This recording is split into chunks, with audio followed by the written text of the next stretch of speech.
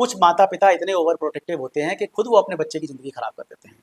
अभी कुछ दिनों पहले मेरे पास किसी एक महिला का फ़ोन आया था कि स्वामी जी हमारी 16 साल की बेटी है, उसको डिप्रेशन है और उसकी दवाइयाँ चल रही हैं, हमें कुछ मदद करिए, कुछ बताइए। तो मैंने उनसे पूछा, मैं बताओ क्या माजरा है? तो बोली कि इसका कोई एग्ज़ाम था कॉलेज में, तो ये उस टेंशन में पढ़ के कुछ दिनों में ऐसी हो गई कि कमरे से बाहर नहीं निकल रही है, किसी से बात नहीं कर रही है। तो हमने इसको साइकियाट्रिस्ट को दिखाया, साइकियाट्रिस्ट ने इसको दवाइयाँ दे दी, अब इसकी दवाइयाँ चल रही हैं।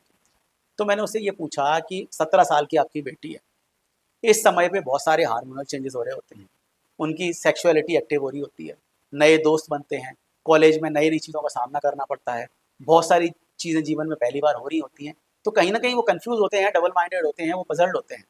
ऐसे में उनको समय देना चाहिए, क्योंकि जब तक ये भार नहीं पड़ेगा तब तक वो पकेंगे नहीं। अभी वो बच्चे हैं, बच्चे से अब वो धीरे धीरे करके एक युवा अवस्था में जा रहे हैं। अब तक तो उसको सिर्फ ये टेंशन थी कि उसको सिर्फ एग्जाम क्रैक करना है।